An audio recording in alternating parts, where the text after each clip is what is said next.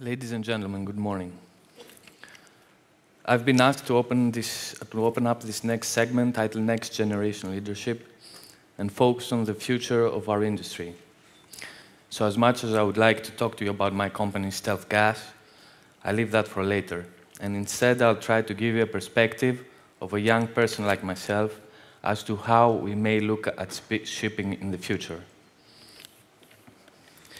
So while young people may lack the valuable experience that one gains after many years in the field, I believe that we are lucky in a sense to have witnessed within a few years some of the most interesting times in shipping, from an unexpected boom a few years ago to the bust that soon followed. And it is these two extremes that will shape opinions and attitudes for the years to come. But taking a step back for a moment and taking a look at the larger picture, it's not just a cycle in our industry that we are experiencing. It's also a very uncertain environment globally that did not start with shipping. This was a global financial crisis. During that time, we have seen what few thought possible. Companies that yesterday were AAA rated, being bankrupt the next day, or rescued by the governments.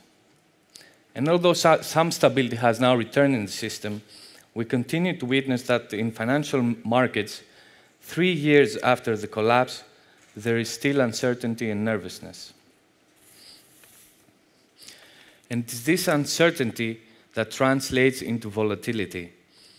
Volatility that in shipping is derived by its own particular factors that make the future much harder to predict, be it the large order book in many segments or the emergence of future ship-owning trends like the growth of national champions by developing nations like China and the renewed interest in ship-owning by commodity players.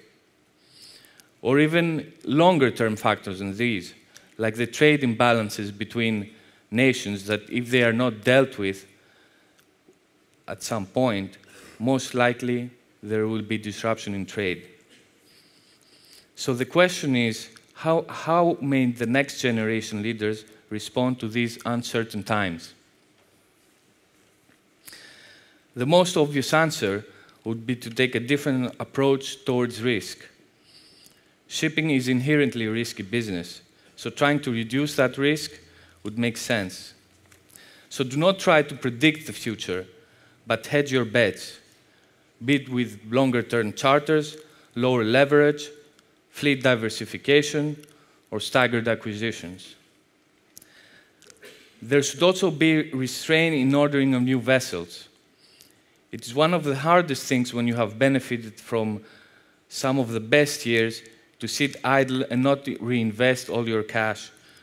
But the huge order books in some segments and the existence of fleets that are much younger than they used to be before could point to low returns in the future. And if one thinks he has missed the opportunity, I believe that there will be enough opportunities in the years to come. It is also most important than ever to maintain close contact with your customers, like the gentleman previously noted. For ship owners, that means to build stronger relationship with the charterers, brokers, suppliers, to travel more, to attend events such as this one. But the driving force behind shipping is access to capital, whether it's through financing or through equity. We will need more transparency in our relationship with our shareholders. If you need to tap the public markets, then you need to learn how to formulate and convey a strategy that will be understood by the people whose support you need. And if the support you need is from your banks, then you have to give them access to information. They're already asking for more and more of it. Because shipping banks showed during the crisis that if you are open with them and discuss the difficulties you may have, they will be there to support you. It is in their interest to do so. The ship owner of tomorrow will need the skills to understand these complex relationships, as he will operate in an increasingly more difficult regulatory environment. And only if he's financially savvy will he be able to benefit from the opportunities that lie ahead. Lastly, I would like to mention the role of governments and their intervention in shipping business, either through the taxing system for their benefit or through increasing regulation for safety and environmental reasons. We should expect more and more intervention, which sometimes may be welcomed. But the leaders of tomorrow should be able to see and take advantage of the collective influence of the various organizations in our industry and support them in order for beneficial and efficient regulations to be put in place. I don't want to take more of your time than I already have, so I would just like to close my speech by borrowing a quote from the late Captain Vasilis Konstantakopoulos, a leading figure in Greek shipping, who used to say that if you have the resources and you can dream, you owe to create. Thank you.